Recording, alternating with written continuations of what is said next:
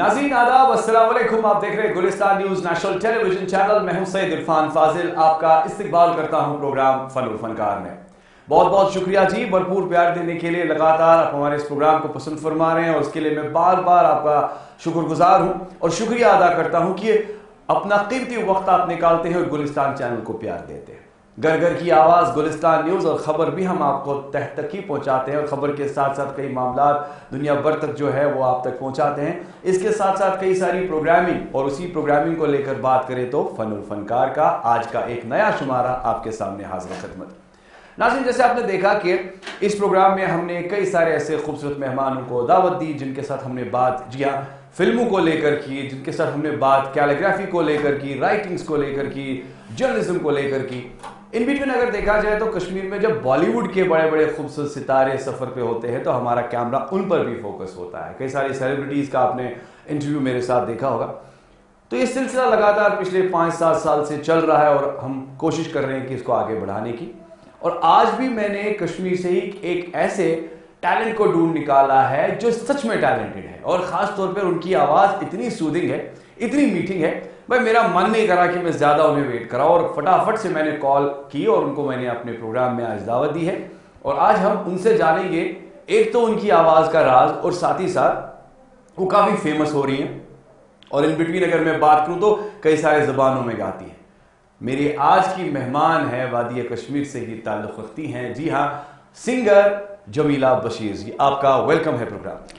सबसे पहले तो मैं आप सबका शुक्रगुजार हूँ कि और आपकी गुलिस्तान चैनल की मैं शुक्रगुजार हूँ कि उन्होंने आज मुझे यहाँ पे इनवाइट करा, और उससे पहले कि अस्सलाम वालेकुम। बहुत बहुत शुक्रिया। नाज़रीन, प्रोग्राम मेरी मेहमान जमीला बशीर है और जिन्होंने शुक्रिया अदा कर दिया है। सफ़र को आगे बढ़ाते हैं। अब इनसे हम बात करेंगे, इनसे पूछेंगे इनकी गायकी का राज। मगर सबसे पहले जमीला, मैं जानना चाहूँगा, थोड़ा बचपन को लेकर मैं बात करना चाहूँगा।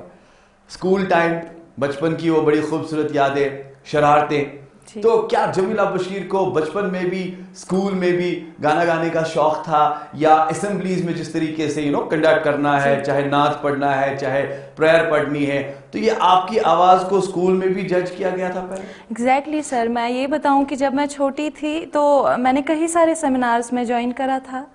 मुझे मेरे टीचर्स प्रेयर के लिए वहाँ पे स्टैंड के लिए ले रहे थे। वो मुझे कह रहे थे कि आप यहाँ पे प्रेयर पर आओ, या कोई भी ऐसा इवेंट होता था तो मेरे को वो बोलते थे कि आप यहाँ पे परफॉर्म कर लो। तो शायद यही वजह है कि मेरी आवाज़ की वजह से वो लोग भी मेरा बैक बन चुके थे कि आप कुछ कर सकते हो आगे, आप में टैलेंट है, आप कर लो। बहुत बढ़िया। यानी स्कूल में भी और पेरेंट्स के साथ साथ घर की बात करेंगे तो आपकी आवाज़ को जज किया जाता था। अच्छा जमीला बशीर, मैं जानना चाहूँगा कि घर के हवाले से अगर देखा जाए, जो पेरेंट्स की चाहत रहती है उनके बच्चे खास तौर पर डॉक्टर, इंजीनियर, साइंटिस्ट या बड़े अच्छे कुर्सी पर बैठ के अफसर बन जाए, तो आपके वालिदैन क्या चाहते थे बचपन में जमीला बने? बेसिकली मेरे जो पापा है उन्होंने बहुत सारे सपने देखे थे हमारे लिए, लेकिन वो मुझे बोलते थे कि आप पढ़ लो, कर लो मेहनत, कर लो मेहनत, आप बहुत आगे जाओगे। लेकिन उन्होंने मेरे लिए ये फोकस नहीं रखा था कि आपको खाली एक ही चीज़ पे जाना है, आपको इंजीनियर या डॉक्टर या टीचर कुछ और बनना है। लेकिन ये वो ज़रूर जानते थे कि ये कुछ करेगी। लेकिन जब मेरा इसमें शौक़ था, उन्होंने देखा कि नहीं इसमें कोई लगन है, तो उन्होंने मुझे नहीं रोका, तो उन्होंने मुझे छूट दे दी, बोला कि आप को अगर इसी में लगता है तो आप कर लो।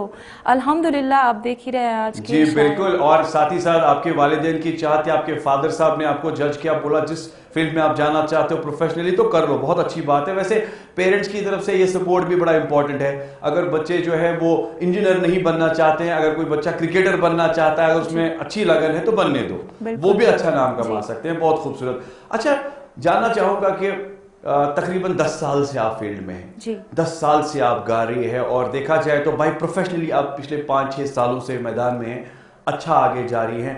आपका पहला गाना कौन सा था और पहला गाना कौन सा सुपर हिट रहा जिससे अब लोग जमीला बशीर को जानने लगे? श्योर, इस चीज़ के बारे में मैं कुछ बताना चाहूँगी। जब एक गाना था, उसका नाम है दिल सूरन, दिल न्यूम शामन, तो मैं उसको परफॉर्म किया करती थी, प्रैक्टिस भी किया करती थी। लेकिन मेरे एक भाई है, मुँह भोले भाई, उनका नाम है नदामत नदीम, उन्होंने ही मेरे जहन में ये बात डाल दी कि आप जी ये कर लो रिकॉर्ड। तो मेरे को पता नहीं था कि मुझे जाना कहाँ है, कहाँ पे मुझे ये रिकॉर्ड करना है। उन्होंने खुद ही एक रिकॉर्डिस्ट से बात करी, बोला कि मेरी एक सिस्टर है, वो आपको ऑडियो भेज देगी, उनको ये गाना रिकॉर्ड कर लो। तो जब मैं उनके साथ बात करने लगी, उन्होंने बोला कि आप मुझे ऑडियो भेज दो। उनका नाम, जो रिकॉर्डिस्ट है, उनका नाम शाहिद वाक्स के नाम से जाना जाता है। उनका जो स्टूडियो है वो HMT में है। तो उन्होंने जो ही मेरी आवाज़ सुन ली, उन्होंने बोला आप अब तक कहाँ थे? ये रिसेंटली 2 साल पहले की बात है। तो आप अब तक कहाँ थी? आपके वोकल्स तो इतने प्यारे हैं, आपने क्यों नहीं अब तक कोई गाना रिकॉर्ड करा? मैंने बोला देर आए दुरुस्त आए, मैं तो बस अभी अभी लग रहा है, मैंने सीखा है कुछ, तो आप देख लीजिए कैसा रहेगा। तो अल्हम्दुलिल्लाह जो ही वो रिलीज़ हो गया तो उसमें भी बहुत सारा सपोर्ट मुझे पब्लिक की तरफ से लगा।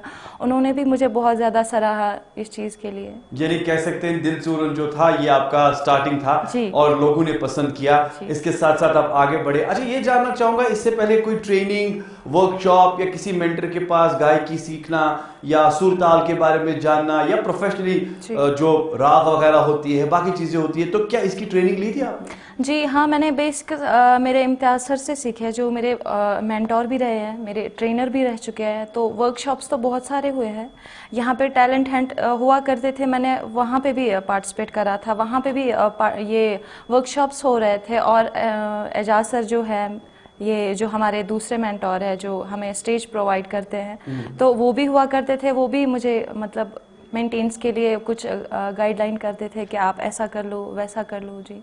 अच्छा, एज अ सिंगर मैं आपसे जानना चाहूंगा, आप सिंगर है और गाती हैं और कई सारी जबानों में गाती है, क्या कुछ इम्पोर्टेंट है एक सिंगर के लिए? खास, चलो आवाज तो दैट्स वेरी इंपॉर्टेंट, मगर अपार्ट फ्रॉम वॉइस अगर मैं बात करूं तो किन चीजों का ख्याल बड़ा जरूरी है और खास तौर पे एक प्रोफेशनल सिंगर उस चीज से बन सकता है? मेरे ख्याल में अगर मुझ में कोई टैलेंट है, मुझे उसको मतलब सराहना खुद से है। मुझे उसको खुद ही आगे लेके जाना है, मुझे उसमें मेहनत करनी है, क्योंकि मेहनत के बिना तो कोई काम है ही नहीं। जी बिल्कुल। हमेशा हर किसी को कोई ना कोई ऐसा चीज़ है जो जिस जहाँ पे हम लोगों को कोई ये स्ट्रगल करना पड़े। तो मेरे को लगता है कि स्ट्रगल एक बड़ी चीज़ होती है हर किसी एक आर्टिस्ट के लिए, जो भी जिस भी फील्ड में जाना चाहिए, जाना चाहता है, उसको ऐसे स्ट्रगल करना चाहिए। तो सिंगर्स के लिए क्या इम्पोर्टेंट है, मतलब एक सिंगिंग के लिए क्या इम्पोर्टेंट है? सिंगिंग के लिए बस वर्क हार्ड कर लो आप, बहुत ही ज़्यादा मेहनत करनी है। और प्लेटफॉर्म्स की बात अगर हम करें, यहाँ पे वैसा कुछ है नहीं। अगर एक जैसे कि एक टैग मार्क है, मुनीर मीर साहब है, कैसर निज़ामी साहब है, वही जीलानी जी है, और मतलब और भी ऐसे बहुत सारे दिग्गज कलाकार हैं जो जिनका मैं यहाँ पे शायद नाम नहीं ले सकती, जिनको मैंने अपनी लाइफ में, हाँ जी, अपनी लाइफ में मैंने उनसे कभी मुलाकात भी नहीं की है। अब जिनसे मैं मिली हूँ उनके बारे में बता रही हूँ। मतलब एक प्लेटफॉर्म हुआ करता था उनके लिए, एक तो दूरदर्शन और दूसरा रेडियो कश्मीर, जो कि बहुत ही मस्ट है एक आर्टिस्ट के लिए। तो उनका नाम वहां से निकल आया। तो अब हमारी बात है, जो यूथ अभी की जनरेशन है, जो अभी कुछ इसमें कुछ नया वो कर रही है, तो उनके लिए ऐसे प्लेटफॉर्म्स नहीं है जैसे दूरदर्शन है या कोई रेडियो स्टेशन है, मतलब उनके लिए नहीं है। खाली एक ही प्लेटफॉर्म है उनके लिए, जो कि सोशल मीडिया है। और ये भी हम कह सकते हैं कि जब आपके कई प्राइवेट फंक्शंस होते हैं या कॉर्पोरेट इवेंट्स होते हैं तो वहां उन्हें बुलाया जाता है। सोशल मीडिया पे चलिए काम तो चल रहा है, मगर जमीनी सफर जिस तरीके से होना चाहिए बड़े प्लेटफॉर्म पे, वो आपका मानना है अभी नहीं है। अच्छा, मैं ये जानना चाहूंगा कि जब शुरुआत हुई 10 साल पहले और धीरे धीरे आप आगे बढ़ी, कई सारे गाने आपने गाए, हमने सुना है कि आपने एक मूवी के लिए भी गाना गाया है और उसको बखूबी आपने अपनी आवाज से सजाया, उसके बारे में बताएं थोड़ा। हाँ, रिसेंटली सबसे पहले तो मैं अल्लाह की बहुत ज़्यादा शुक्रगुजार हूँ कि उन्होंने मुझे ये अपॉर्चुनिटी मतलब दी। तो रिसेंटली मुझे एक कॉल आ रहा है, बाहर से ही है, तो बॉम्बे से कॉल आ रहा है, तो उन्होंने मुझे रिकमेंड करा, ये शायद उन्होंने मेरा गाना सुना था, तो यहाँ पे किसी से बात हुई थी उनकी, तो उन्होंने फिर मुझे रिकमेंड करा, बोला कि आप इनसे गवाओ। तो जो ही मेरी उनके साथ बात हुई तो मैं पूरी डिटेल उनसे ले रही हूँ। उन्होंने बोला कि ये मतलब मिनिस्ट्री ऑफ सोसाइटी की तरफ से है, एक डॉक्यूमेंट्री मूवी बन रही है कश्मीर के लिए, तो उसमें एक टाइटल सॉन्ग है, ये आपको गाना होगा। अच्छा। तो उन्होंने जब मुझे बोला कि आप डेमो भेज दो, मैंने उनको डेमो सेंड करा, तो उन्होंने मुझे बोला वेल डन, जैसे आपने इधर गाया है तो वैसे ही आपने स्टूडियो में गाना है। तो अगले दिन हम जा रहे हैं स्टूडियो, तो वो वहाँ पे हमने 3 रिकॉर्ड में मैंने उनको भेज दिया। मतलब एक तो मैंने अपने जॉनर का, और दूसरा जो उनका ट्रैक है, उनके ट्रैक के हिसाब से मैंने उनको गा के, तो उन्होंने बहुत ज़्यादा अप्रिशिएट करा। उन्होंने बोला बस कुछ दिन और रुक जाओ तो आप स्टेज पे आ जाओगे इंटरनेशनल। यानी हम कह सकते हैं कि नेशनल इंटरनेशनल स्टार बनने वाले हैं। चलिए, बहुत अच्छी बात है। आपकी परफॉर्मेंस आगे पसंद कर रहे हैं, आपकी आवाज़ पसंद कर रहे हैं, बहुत अच्छी बात है। अच्छा, मुश्किलात, रुकावटें, हर्डल्स हर एक इंसान की जिंदगी में होते हैं। इस फील्ड में आने के लिए दिल से बताओ यार, मुश्किलात, हर्डल्स या ट्रोलिंग, ताने सोसाइटी में, रिश्तेदारों के यहाँ, फैमिली मेंबर्स, थोड़ा बहुत होता है ना हमारे कश्मीर की जो खास तौर पे जो सोसाइटी है, इसमें ये सारी चीजें, ऐसा कुछ हुआ? ऐसा बहुत कुछ हुआ। बीइंग एज गर्ल के मेरे लिए इतना मतलब पॉसिबल नहीं था कि लोग मेरे को ट्रोल करते हैं, लोग मेरे बारे में अनाप शनाप बोलते हैं, मेरी फैमिली को जाके बोलते हैं तुम्हारी लड़की जा रही है, गलत फील्ड चुन लिया उसने, सिंगिंग, हाँ सिंगिंग, इसमें कौन सा नाम करेगी, इससे बेहतर था कि वो डॉक्टर बन जाती, कोई और अच्छी चीज़ कर लेती, ये वो। लेकिन मैंने शायद इस चीज़ को जहन में नहीं बिठाने दिया। सबसे बड़ी बात जो है, मेरा जो बैक है वो मेरी फैमिली है, मेरे भाई और मेरे पापा। सबसे बड़ी बात वही है। बोलते थे कि अगर तुम लोगों को करना है, तुम लोग अपने घर का देख लो, तुम्हें मेरी बेटी से क्या है। अगर वो कुछ कर रही है, मेरे को ऐसा लग रहा है कि तुम लोग उसके बारे में बात कर रहे हो, इसका मतलब ये है कि मेरी बेटी कुछ कर रही है। तो शायद वही चीज़ थी कि मतलब मुझ में वो एनर्जी आती थी कि मैं आगे जाऊँ। तो अल्हम्दुलिल्लाह कि मेरी फैमिली का सपोर्ट बहुत ज़्यादा है मेरे साथ, उनकी बहुत सारी उम्मीदें हैं जो मुझसे जुड़ी हुई है। मैं कहूँगा कि वक्त एक ऐसा आएगा जब जमीला की अच्छी परफॉर्मेंस आगे होंगी और वही ताने देने वाले लोग वाह वाह करेंगे और आपके गीत सुनेंगे। इंशाल्लाह उनके तो मुंह बंद होने लगे हैं। चलिए, अच्छा, हमने सुना है कि आप लता जी की बहुत बड़ी फैन जी। कौन सी चीज उनकी आप कॉपी करती हैं, या आप कह सकते हैं कि कोई चीज उनकी फॉलो करती हैं आप? जी बिल्कुल, बताएं। पहले तो उनका जो गाने का अंदाज है, मतलब वो कैसे एक्सप्रेस करती है एक गाने को। सपोज अगर कोई रोमांटिक गाना है, उसमें मतलब उसने क्या, मतलब कैसा उसका रिएक्शन होगा, और बॉडी स्ट्रक्चर। अगर वो पर्दे के पीछे गा रही है तो मतलब पर्दे के आगे जो फीमेल ये जो होती है एक्ट्रेस, वो उस पर कैसे करे। तो इन चीज़ों पे मैं फोकस करती हूँ। दूसरा है फील, तो मैं कॉपी करती हूँ। कोई ऐसा गाना लता जी का जो काफी टचिंग है, जो क्लोज है आपके? बहुत सारे गाने हैं, लेकिन अभी जो मेरे दिमाग में गूंज रहा है वो एक गाना है। थोड़ा सा? जी जरूर। क्या बात और क्या बात। और इसी बात के साथ हम भी आगे बढ़ते हैं, जहां पर हमारी मेहमान है जमीला बशीर। इतनी प्यारी आवाज, सुरीली आवाज, अब आपको हम दिखाते हैं जी हाँ इनके गाए हुए वो गीत जो काफी फेमस है। कितनी खूबसूरत आवाज से इन्होंने उसे सजाया है, मौसीकी भी बड़ी जानदार है। और आइए वो देख लेते हैं, उसके बाद सफर को आगे बढ़ाते हैं। देखते रहे प्रोग्राम फन और फनकार इरफान फाजिल के साथ।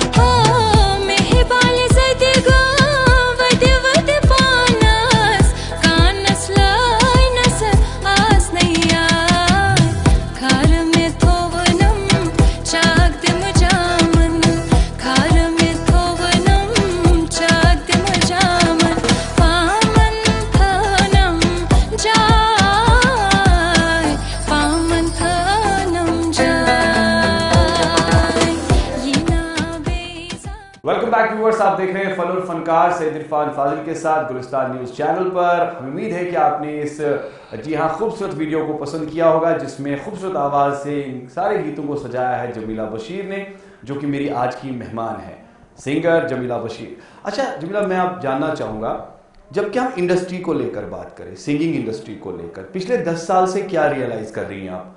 हमारी कश्मीर की इंडस्ट्री कहाँ है?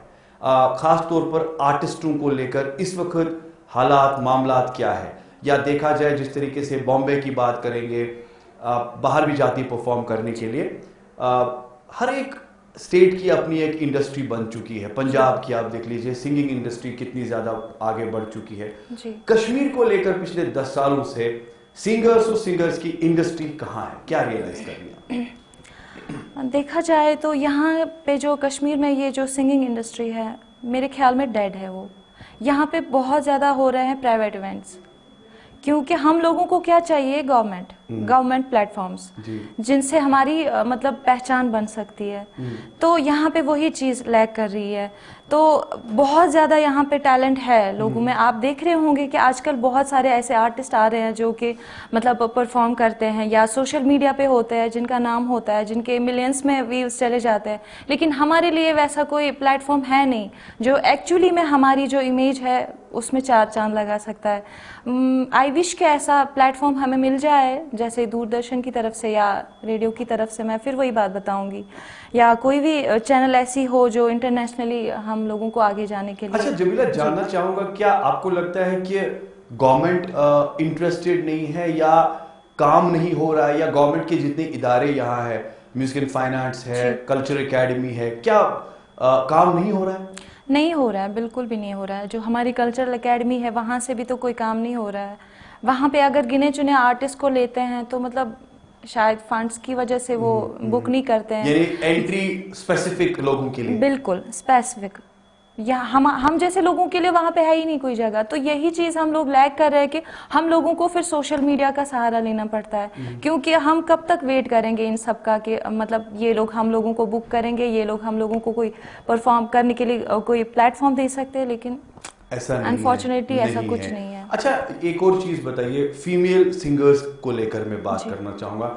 आपको क्या लगता है कितना बड़ा स्केल कश्मीर में है? क्या बड़ा स्केल है या कम फीमेल सिंगर्स? अगर फीमेल सिंगर्स है तो क्या उनकी जो परफॉर्मेंसेस है, उनका जो काम है खास तौर पर चल रहा है, बढ़ रहा है आगे? उतना भी नहीं बढ़ रहा है जितना बढ़ना चाहिए, क्योंकि पता नहीं क्या वजह हो सकती है, लेकिन होना चाहिए। जैसे कि लड़के आप देख रहे होंगे जिनका बैंड है वो कर रहे हैं प्राइवेट, हाँ जी, जिनका बैंड है जो 2-4 लोग 5-6 लोग मतलब आपस में बैठते हैं, फिर वही बैंड बनाते हैं, फिर चले जाते हैं। वो तो अपने से कर रहे हैं, अपने से कर रहे हैं। कोई और मैनेजमेंट या कोई ऐसा इदारा उनकी तरफ नहीं आता है कि आप जी ये कर लो। तो शायद यही वजह है कि हम लोग जो फीमेल सिंगर्स है हम पीछे रह चुके हैं।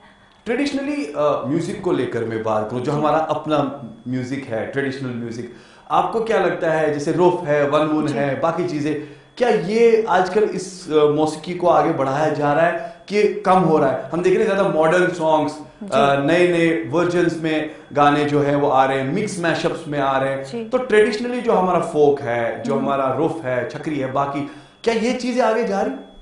ये चीज़ें तो पीछे ही रह रही है ना, जबकि कोई प्लेटफॉर्म मिल ही नहीं रहा है। अगर हम लोगों को लाइव कंसर्ट कोई मिल सकता है, वहाँ पे हम लोगों को मौका मिल सकता है कि हम अपने कल्चर और ट्रेडिशन को आगे बढ़ा सकते हैं। सपोज कि अगर मुझे कोई गाना दे रहा है, कोई कश्मीरी गाना, जैसे कि अभी आप गा रहे थे गाना जो मतलब मैं धुन भूल गई हूँ, मैं गाना चाहती थी, हाँ क्रालकूर, वो एक हमारा ट्रेडिशनल सॉन्ग है, वो कश्मीरी फोक है एक्चुअली। अगर वो हम परफॉर्म करेंगे तो हम लोगों को चाहिए कि हम लोगों को गेटअप भी वही करना है, लेकिन सोशल मीडिया पे हम लोग ये चीज नहीं कर सकते हैं। वहां पे तो नए वर्जन। क्या सोसाइटी की एक्सेप्टेंस नहीं है या हम खुद अब भूल चुके हैं इन चीजों को? सोसाइटी की अगर बात करें तो हम लोग उनको जो दिखाने की कोशिश करेंगे वो वही देखेंगे।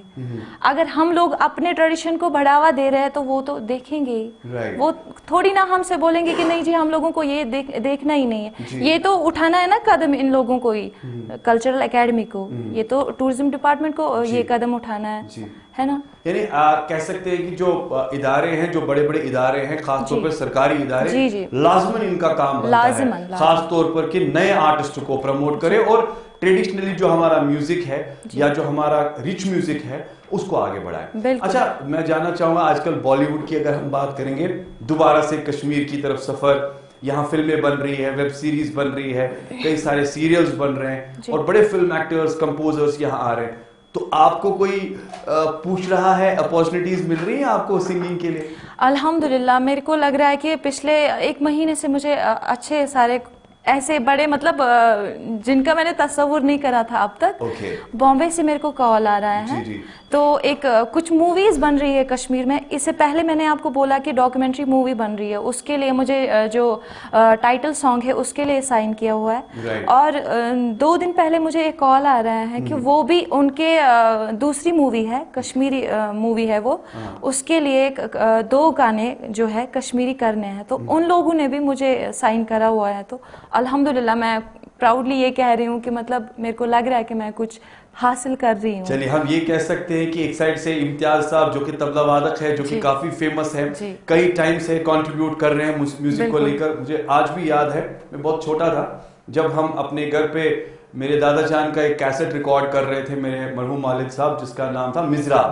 जी। और उसमें एक गाना था बुलबुल गुलन लोला बरो गुल छिपन्नी इसकंडन लोला भरो। और तब से लेकर आज तक मुझे उनका वो तबला बजाने का स्टाइल याद है, और आज भी माशाल्लाह बहुत अच्छे उस्ताद है। अच्छा, एक और चीज मैं जानना चाहूंगा आपसे, कश्मीरी मौसीकी के साथ अगर हम फिल्मों की को लेकर बात करें, आपको लगता है कि ये प्रेजेंस बड़ी इंपॉर्टेंट है? जैसे हम पंजाबी म्यूजिक सुनते हैं, कुचिपुड़ी सुनते हैं, या मल्टीपल लैंग्वेजेस में सुनते हैं, मराठी में सुनते हैं, अगर कश्मीरी मौसीकी को बॉलीवुड में डाला जाए, गानों को डाला जाए, यहाँ के रक्स को डाला जाए, क्या लोग सुनेंगे? क्या हमारा म्यूजिक एक्सेप्ट होगा? या क्या आपको लगता है इस चीज की कदरदान है, क्योंकि आप बाहर भी जाती हैं, बाहर भी परफॉर्म करती हैं? देखा जाए तो आजकल यूथ जो है ना वो हमसे ज्यादा 2 कदम आगे है, क्योंकि वो चाहते हैं कि कुछ क्रिएटिव हो। एग्जैक्टली। अगर मैंने एक पंजाबी मैशअप, कश्मीरी और बॉलीवुड सॉन्ग मैंने 3 का मिक्स बनाया है, तो लोगों ने बहुत ज्यादा उसको सपोर्ट करा, उन्होंने उस चीज को सराहा, बोला कि अच्छी चीज है। अगर ये लोग तो मतलब कुछ भी सुनने के लिए तैयार है, लेकिन हम उनके लिए कुछ अच्छा मतलब जो है अच्छी चीज आगे रखते, तब जाके वो अच्छा फील करते हैं कि नहीं जी, बोलते हैं कि हमारा जो कल्चर है शायद वो बॉलीवुड से टच कर रहा है। अब आपने वनमुन भी गाया है जी। और अगर बॉलीवुड को लेकर मैं बात करूं, अगर फिल्म में वनमुन गाने को मिला आपको, तो कौन सा वनमुन आप गाएंगे? ऐसे तो बहुत सारे वनमुन हैं जो मैं गाना चाहूंगी, वो तो डिसाइड कर लेंगे। कोई खास जो आपको अच्छा लगता है? मेरा एक गाना है जो रिकॉर्डेड हो चुका है, वो पब्लिक ने सुना हुआ है। मैं बिल्कुल प्लीज थोड़ा सा।